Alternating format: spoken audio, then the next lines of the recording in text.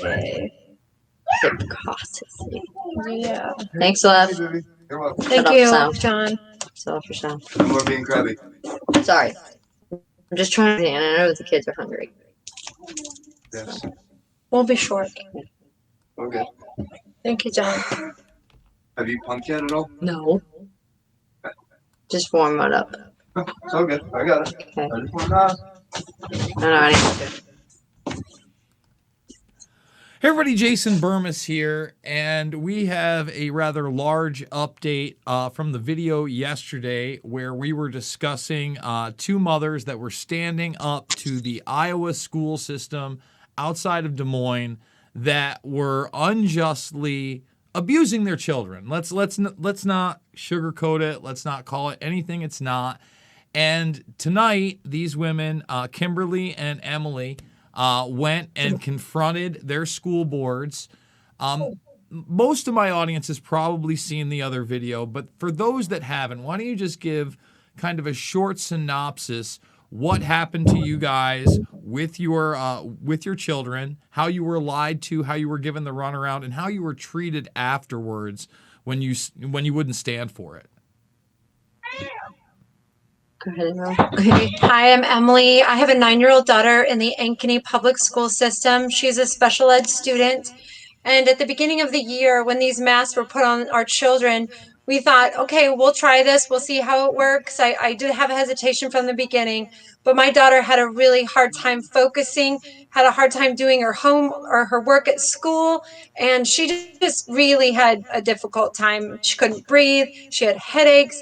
And she said, Mom, please don't make me go back to school. And I thought, I have to do something. I can't just sit back when she's suffering and do nothing. So I tried the medical exemption through the American with Disabilities Act.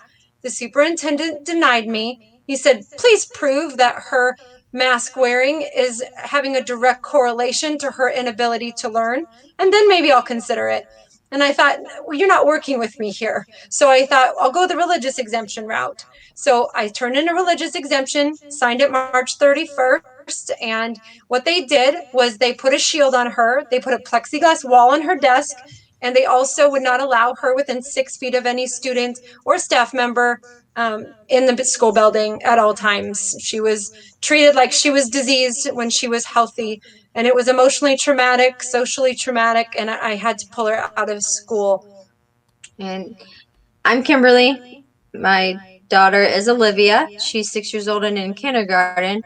She actually developed a rash on her face due to the mask. It turned into impetigo, which then turned into staph infection 4 different times. She got staph because we couldn't keep the mask off long enough for her face to heal. We went to numerous doctor's appointments, saw 2 different doctors, even a specialist, a dermatologist. They gave her 3 topical antibiotics and 2 oral to try to help clear everything up. We did that over a span of 2.5 months. And due to the fact that we still couldn't keep these masks off long enough because we were in school full time, my doctor said, Kim, we have to give her a medical exemption because if we don't, she's going to get COVID or not. She's going to get an infection worse than COVID ever has or ever will be with her. So they gave us a medical exemption. I took it to the school board. They said, okay, we'll accept it, but now we're going to segregate your child. So they took my 6-year-old daughter and they put her in the corner of their classroom and told her she is to stay away from everybody's to stay away from her. She started withdrawing from us as a family. She started social distancing herself just at home, even because that's what she's used to at school. It got to the point where kids in her class were starting to. We're losing them for a second, but hopefully we'll kick back in. We'll see.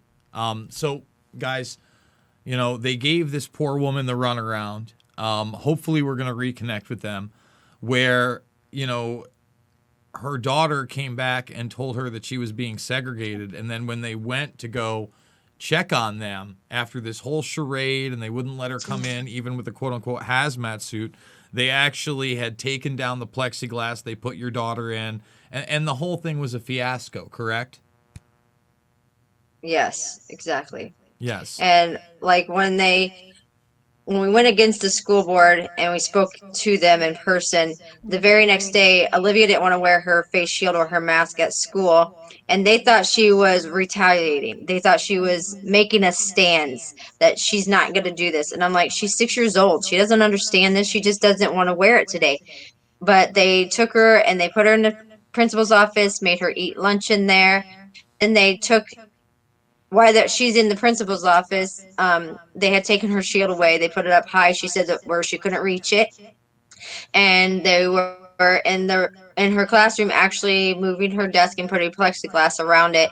And then they took her out of the room and her in the plexiglass desk. And I think it's really important to show, these people, because obviously this is all about selective enforcement. They're not worried about masks except for when they have their authoritarian pleasure over it. And if this were about health, my nieces wouldn't be coming home and telling me that they're getting rewarded with maskless time for good behavior as a prize, because that's not what you do in a medical situation. You don't deprive children of oxygen just because and then hand it out like, this is a good thing. And people have to understand, even Iowa, one of the states that didn't go full hardcore lockdown, is dealing with this in many communities, even my own. This is about our freedom. This is about our children's health. This is about our well-being.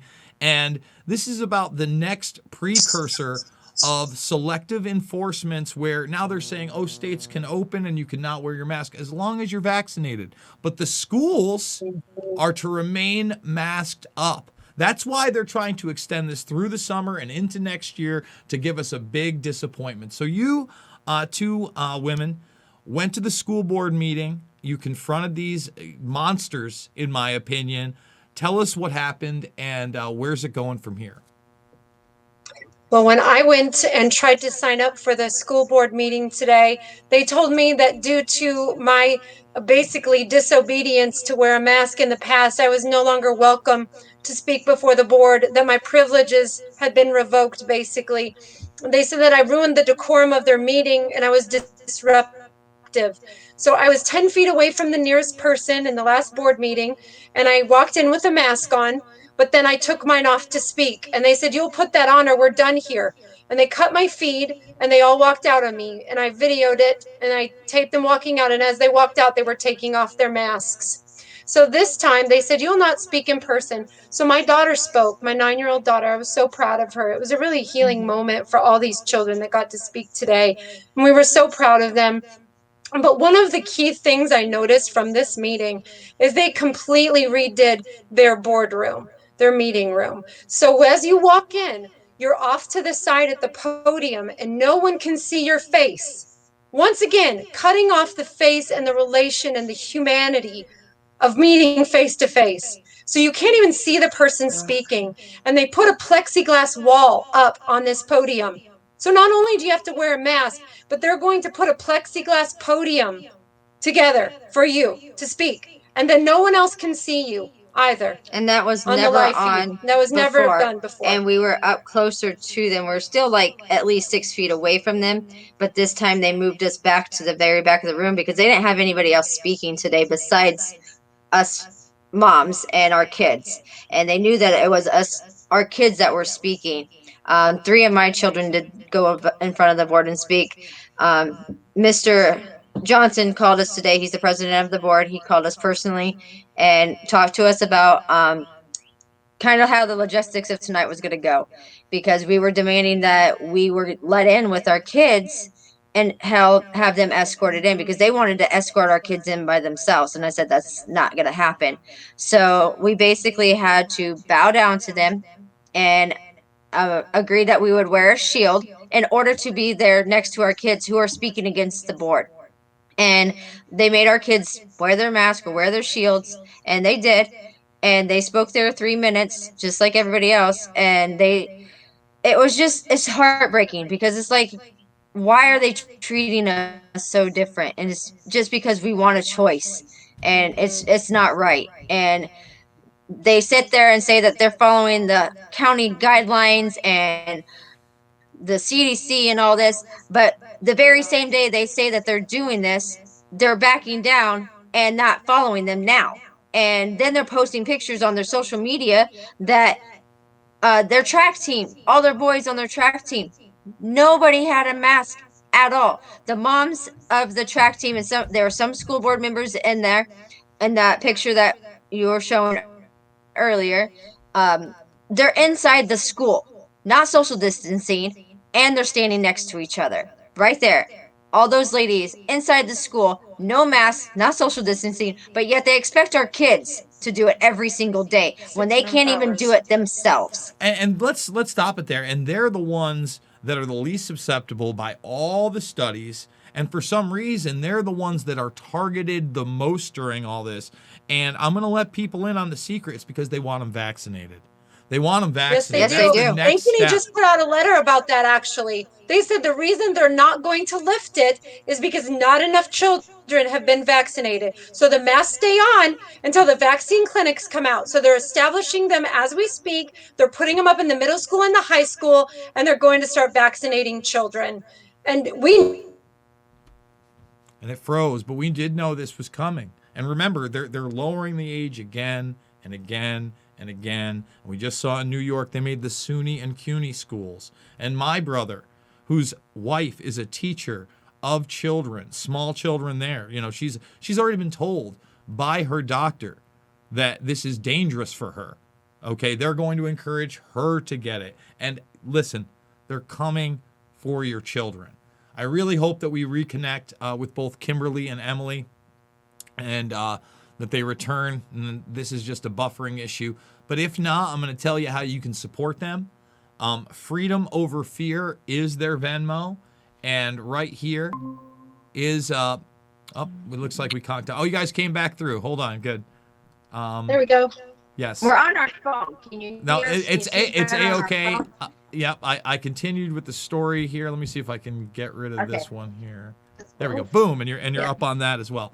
So basically, There we go. I've discussed how this is the next step, and if we don't fight back now and get these masks off our kids, they're just going to expect these inoculations to be mandatory. And unfortunately, they're trying to dehumanize us in every way possible. They're trying to get our kids first, and they're trying to have parents become those obedient slaves as well. And I got to tell you, I know this is going to be an uphill battle. This is you guys really against a very powerful narrative. Tell people how they can financially support you and, join your cause. Get on Facebook. Freedom Over Fear is the Venmo in the business section. What else can people do to help? Oh, I'm hoping we didn't freeze up again. Okay. You guys hear me? There we go. Yes. Yeah, I can hear you. I know, So- Jason, you know our Venmo account, which is such a blessing to us. Because right now, we really need a lawyer. Kim's the lawyer, and that funding for her. But I also need a lawyer because right now, we really believe that we are possibly being followed. And there is some scheming going against us right now. So we are being tracked and we are being followed. Probably some kind of private investigator. A guy claimed that he was Department of Facts when he was caught following us. So we need help. I need a lawyer ASAP, as soon as possible, because I don't know how to defend myself necessarily against this. This is my first time out in some kind of role like this. So any advice you have or any help, please give to our Venmo account, because we need protection. We have the Lord, but we need other protection too. Yeah, no, you need legal representation. You need more people to rally around you, and we need these draconian authoritarian measures gone. We need these people accountable. We can't push this anymore. We can't accept it. It's not based in science. It's completely authoritarian. And guys, let's set up another show next week when you got a little bit more time. I'd like to get you on one at a time, and maybe we'll do an Ask Me Anything with my audience to try to raise some more funds for you guys, because you are boots on the ground. What's happening to our children is unacceptable, and I just want to applaud you guys for continuing to stand up against this thing, because it's not going to be easy. And I promise it's not going to be easy, but we have no choice, right? Right. We have to fight, otherwise we're going to lose everything. Yep. And Dietrich Bonhoeffer said, "Silence in the face of evil is evil itself." So we'll be silent. We'll be Absolutely. silent as long as it keeps happening. All right. God bless Thank you guys, and we'll talk so much. soon. God bless you. We really appreciate it. Absolutely. We'll We'll get talk back soon. service next time. Yes. Yep. Thank Better you. stuff next week. All right. All right, later on. So those ladies are fighting hard. Thumbs the video up, subscribe and share. I think that I am going to end up being able to put this over on YouTube. I was worried about it, but a ton of exclusive content over on Rockfin. You know how to support me. Support those women. Get over there. Freedom Over Fear.